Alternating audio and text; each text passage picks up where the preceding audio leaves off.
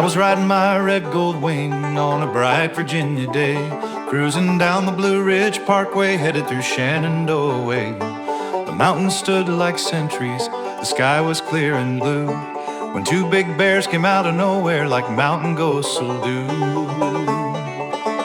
Oh, thank God for mercy, thank God for grace, as I looked right at that bear and he looked right in my face. I wasn't sure what he decided, but I knew what I'd prefer. I'd keep the gold wing and he'd stay a bear.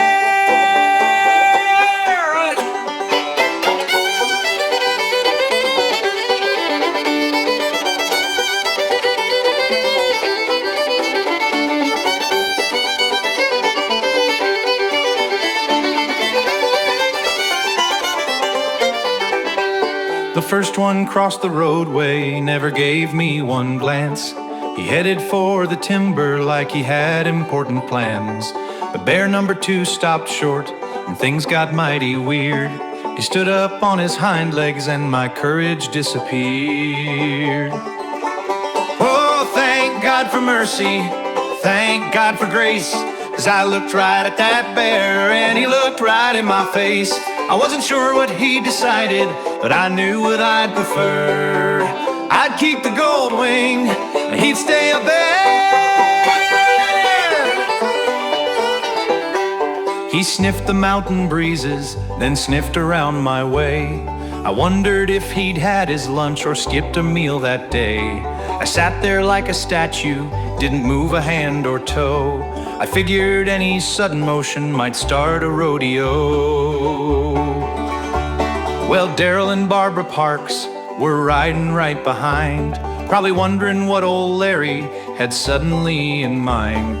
They saw me parked there nervous, staring at a furry blur, and probably prayed, Lord, don't let that bear decide, say, Blake likes Larry better than her.